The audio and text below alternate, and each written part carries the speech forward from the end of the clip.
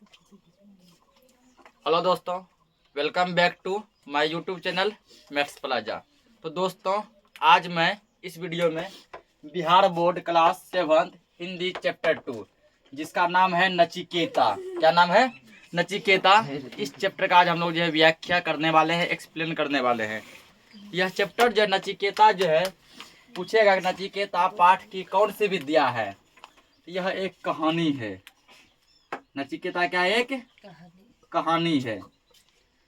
फिर पूछता है कि नचिकेता कहानी के जो है लेखक कौन है। इसके लेखक जो हैं वो कौन है? इसके लेखक है कठोपनिषद। कौन है लेखक? कठोपनिषद।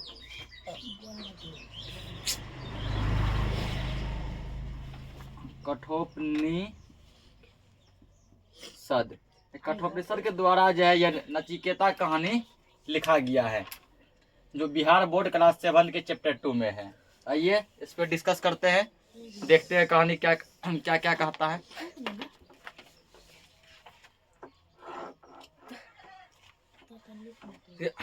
आज से सहर्षों वर्ष पहले, सहर्षों का मतलब होता है हजारों, सहर्षों मतलब क्या होता है?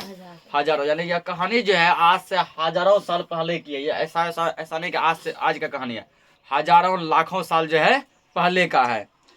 तो उस टाइम जो है एक जो है महर्षि बाज सरवा हुआ करते थे। महर्षि मतलब होता है ऋषि मुनि, ठीक ना, साधु महात्मा। एक साधु महात्मा थे जिसका क्या नाम था? बाज सरवा, ठीक ना। उस बाज सरवा का एक बेटा था। उस बेटा का क्या नाम था?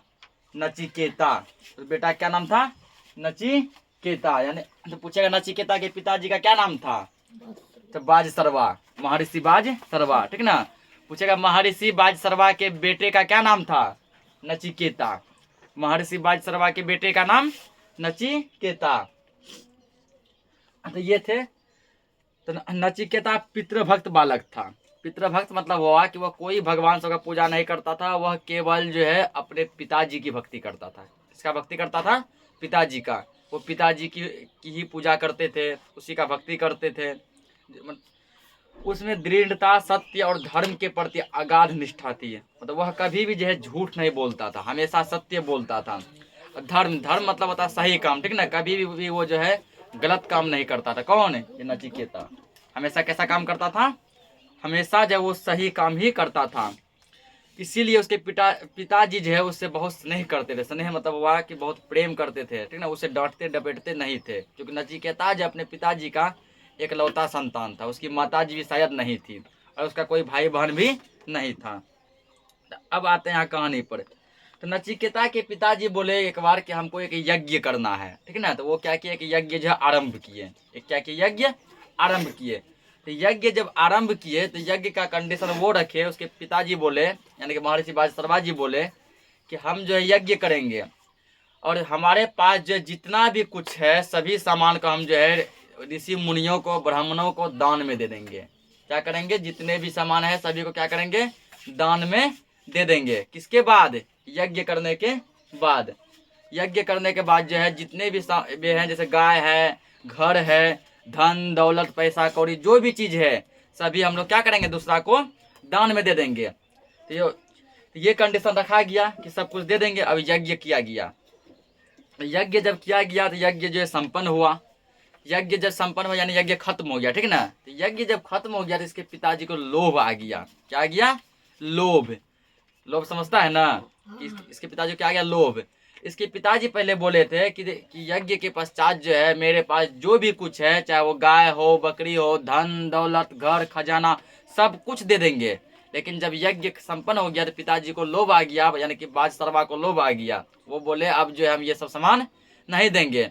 वो क्या किए? सभी ऋषि मुनियों को जो है गौशाला ले गए। ऋषि मुनि जो कि यज्ञ में आए थे उसको ये अनुमान था, ये मतलब कि सोच था कि यहाँ पर जब मोटा मोटा चीज मिलेगा, बहुत कुछ मिलेगा, क्योंकि बाज सरवाजी पहले बोले थे कि हम सब कुछ दे देंगे, ठीक ना। सोचे थे यहाँ बहुत कुछ मिलेगा। लेकिन जो है जब जो है यज्ञ संपन्न हुआ तो क्या किए? वो जो गौशाला ले गए। गौशाला समझता है ना? जहाँ क्या रहता है? जहाँ गाय रहता है, गौशाला ले गए। गौशाला ले जाने के बाद जो जितना भी बूढ़ी गाय था, जितना कमजोर गाय था, जो समय मरने वाला गाय था, जो दूध नहीं देता था, वो सब गाय दान में दिया गया।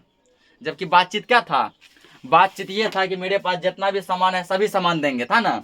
लेकिन जब यज्ञ हो गया तो सब ऋषि मुनि को गौशाला ले गए। जो सब गाय समझो दूध नहीं दे रहा है, पूरा जर्जर हो गया है, बूढ़ी हो गई है, ठीक ना, जो कुछ दिन बाद मर जाएगा, जो सब गाय बीमार है, ऐसा ऐसा गाय को, जो सब गाय की सब जो कि पूरे खत्म है, वो सब गाय जो ब्राह्मणों को क्या क्या दिया गया, दान में दिया गया। और अच्छा सब गाय जो है और बाकी धन दौलत सब जो है अपने पास रख लिया गया। तो यह जो देखे नचिकेता, उसको यह अच्छा नहीं लगा। क्यों अच्छा नहीं लगा? तो वो कहते अपने पिताजी से कि पिताजी आप बोले थे कि हम जो है यज्ञ के बाद अपना सब कुछ दान में देंगे, बोले थे ना, सब कुछ क्या करेंगे, दान में देंगे, लेकिन आपने कुछ भी दान में नहीं दिया, आपने केवल बूढ़ी गाय को दान में दिया, ऐसा क्यों? तो उसके पिताजी कहते हैं कि देखो बाबू, तुम इस सब में मत पढ़ो, यह अलग फंडामेंटल है, यह अलग बातचीत है, तुम इसमें मत आओ, ठीक ना। ये कहता है कि ना, हमको बताइए कि क्यों नहीं, आप जो है बोले थे साथ, आप जो है अपनी बातों का पालन क्यों नहीं किए, सब कुछ दान में क्यों नहीं दिए? तो उसके पिताजी कहते हैं हम जो है उन सब गाय से बहुत स्नेह करते हैं, वो गाय मेरा प्रिय है, ठीक ना, वो गाय मेरा क्या है, प्रिय है, इसलिए हम उसको क्या किए, दान में नहीं दिए। तो नचिकेता कहता है कि आपकी प्रिय वस्तु मैं हूँ। कौन कहता है? आपकी प्रिय वस्तु मैं हूँ। यानी नचिकेता कहना है कि आप तो सबसे अधिक हमें प्रेम करते हैं, हमें चाहते हैं, आपका प्रिय वस्तु तो मैं हूँ, प्रिय गाय सबसे आपको क्या लोभ, वो दे दीजिए। तो उसके पिताजी को पूरा गुस्सा चढ़ गया, ठीक ना, कि छोटा सा बालक तुम हमसे जुबान लड़ाएगा, हमसे बात करेगा। तो नचिकेता कहता कि आप बताइए, यदि मैं आपका प्रिय वस्तु हूँ तो आप हमको किसको दान में दीजिएगा, आप हमें जो किसको दान में दीजिएगा? तभी इसके पिताजी बहुत गुस्से में थे, तो वो गुस्से में बोले मैं तुमको यमराज को दान में दूंगा। किसको दान में दूंगा? यमराज को। नचिकेता तभी ही क्या किए, पिताजी को प्रणाम किए और यमपुरी की ओर चल दिए, जहाँ की यमराज रहते हैं। जब इसके पिताजी का गुस्सा शांत हुआ, वो बहुत इसको बोले देखो बाबू मत जाओ, बहुत समझाए, लेकिन ये बोले नहीं, आप तो एक बार आप आदेश दे चुके हैं, आपका आज्ञा का पालन करना हमारा क्या है, कर्तव्य है, हम जाएंगे ही जाएंगे। इसके पिताजी बहुत समझाए, देखो वहाँ आदमी जिंदा में नहीं जाता है, मरने के बाद ही जाता है, ठीक ना, तुम जो है जिद मत करो, मत जाओ। लेकिन ये बोले नहीं, आपका आज्ञा का पालन करना हमारा कर्तव्य है, आप एक बार मुख से बोल दिए कि आज तुमको यमराज को दान में देंगे, तो हम क्या करेंगे, यमराज के पास जाएंगे। तो पूरा सब कुछ तय हुआ, ठीक है जाएंगे, ये यमपुरी की ओर चल दिया। तो जाने में जो है इसको जो है अच्छा खासा समय लग गया, ठीक ना। 2-3 दिन बाद जो है ये क्या किया, यमपुरी पहुंचा। यमपुरी जब पहुंचा तो यमराज जो है अपने द्वार पे नहीं थे, वहां से कहीं बाहर गए हुए थे। यमराज कहाँ गए थे? अपने घर से कहीं बाहर गए थे। तो इसको जो है 2-3 दिन तक जो है उसके द्वार पर ही ठहरना पड़ा, क्योंकि द्वारपाल जो द्वार पर समझता है ना, जो कि पहरेदार होता है, ऐसे करके जो लगाया रहता है ना, वो इसको अंदर घुसने नहीं दिया। बोला जब तक यमराज जी आ नहीं जाते हैं तुम अंदर नहीं जा सकता है। तो ये जो है द्वार पे ही रहे, 2-3 दिन तक द्वार पे रहे। 2-3 दिन के बाद जो है यमराज बाहर से लौटे। तो लौटे तो इसको पूछे कि बालक तुम कौन हो?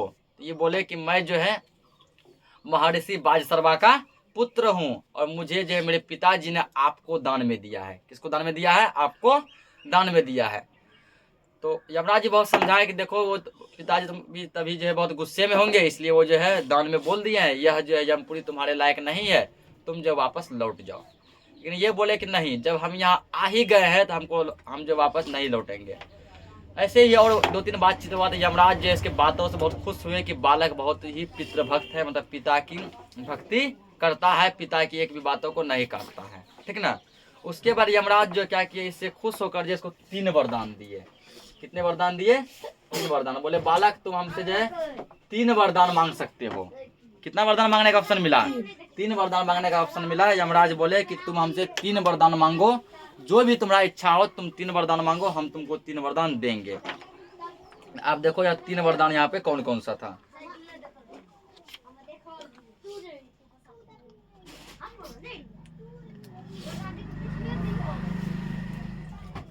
तो 3 वरदान देखो कहीं दिया तो होगा इसी में।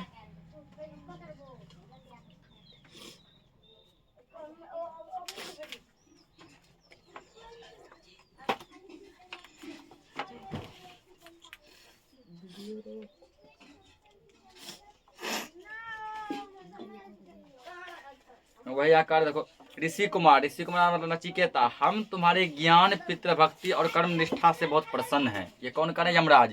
कि तुमको जितना ज्ञान है, जितना नॉलेज है, पितृभक्ति, तुम अपने पिताजी का जितना भक्ति करता है उससे हम बहुत ही ज़्यादा क्या है, खुश हैं। मांगो तुम 3 वरदान जो मांगते हो।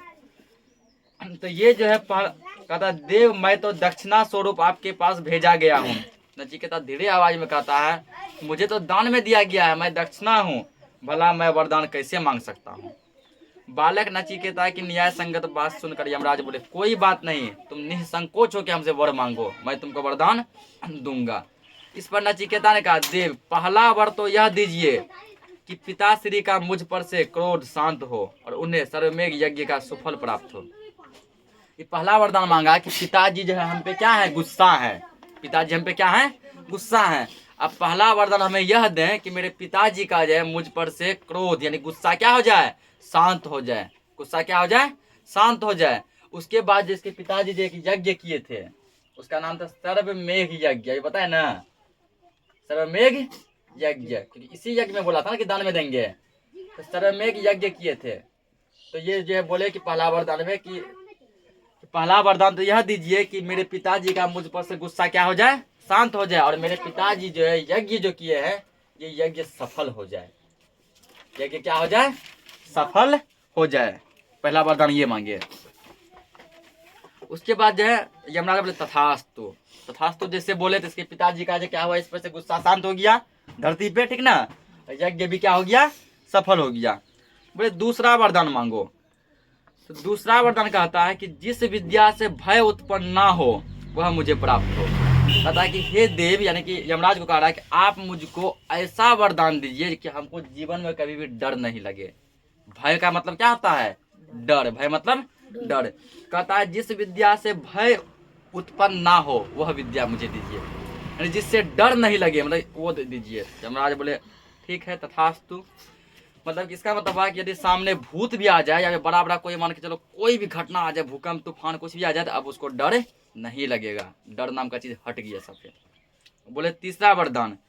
तीसरा वरदान में यमराज कहता है कि आप जो है सर्वज्ञाता हैं, मतलब सब कुछ जानते हैं, आप मुझे आत्मा का रहस्य समझाइए। आत्मा का रहस्य मतलब हुआ कि कोई व्यक्ति यदि जन्म लेता है क्यों जन्म लेता है, यदि वो मरता है क्यों मरता है, यदि वो मर गया तो दोबारा क्यों जन्म लेता है, लेता है दोबारा जन्म।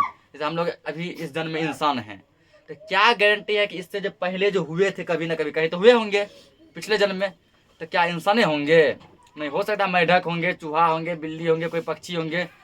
इसके बाद जो मान लो कि इस जन्म में जब मरेंगे उसके बाद जो फिर अगला जन्म होगा, तो क्या गारंटी है कि अगला जन्म में हम लोग इंसान ही होंगे, है कोई गारंटी, कुछ भी हो सकते हैं ना। तो वही जो है कहते हैं कि हमको आत्मा का रहस्य समझाइए, मतलब ये ऐसा क्यों होता है, ठीक ना, ये सब बात क्यों होता है। यमराज बोले कि नचिकेता अभी तुम बहुत छोटे हो, क्योंकि यह केवल जो है 11 की 12 वर्ष का जो है पुत्र था, ठीक ना, यह 11 या 12 साल का लड़का था केवल। तो ये बोले यमराज कि अभी तुम जो है बहुत ही छोटे हो, अभी तुम इसके लायक नहीं हो, जब तुम बड़े हो जाओगे तो हम तुमको ये बात बता देंगे कि अभी तुम फिलहाल दूसरा वरदान मांग लो। तो नचिकेता बोले नहीं, मुझे तीसरा वरदान में तो यही चाहिए, ठीक है ना, मतलब कि आत्मा का रहस्य समझाइए। देव मुझ पर तो आत्मा का रहस्य ही प्रकट करने की कृपा कीजिए कि मैं दूसरा वरदान नहीं मांगूंगा, मुझे यही दीजिए। नचिकेता ने फिर कहा इसके अलावा मुझे कुछ और नहीं जानना है, ठीक है ना। तो यमराज को विवश होकर अंत में इसको समझाना पड़ गया कि नचिकेता आत्मा के रहस्य को जानकर पृथ्वी पर वापस आया, वो मतलब पूरा आत्मा का रहस्य जान गया और पूरा जो है ज्ञानी बन गया। अब जो है नचिकेता के जैसा ज्ञानी जो पूरे पृथ्वी पे कोई भी नहीं था, वो अपने पिताजी से भी ज्यादा महान बन गया। पिता बाजसर्वा पुत्र को पाकर बहुत ही प्रसन्न हुए, जब देखा कि पृथ्वी पे आया पिताजी बहुत खुश हुए, क्योंकि उसका गुस्सा शांत हो गया था। पहला वरदान में यही वरदान मांगा था ना कि गुस्सा शांत हो जाए। बालक नचिकेता का नाम आत्मज्ञानी के रूप में अमर हो गया। पहले नचिकेता हुआ करता था, वो जो है आत्मा का रहस्य जान गया पूरा, अरे कौन व्यक्ति कब मरेगा सब कुछ वो पहले भविष्यवाणी देख लेता था, हम कौन व्यक्ति अगला जन्म में क्या बनेगा, पिछला जन्म में क्या था, सब वो जानने लगा वरदान पाके। अब नचिकेता का नाम क्या हो गया, आत्मज्ञानी। यह चैप्टर यहीं तक था। तो नेक्स्ट लेक्चर में हम लोग इसका क्वेश्चन आंसर देखने वाले हैं। तब तक के लिए जय।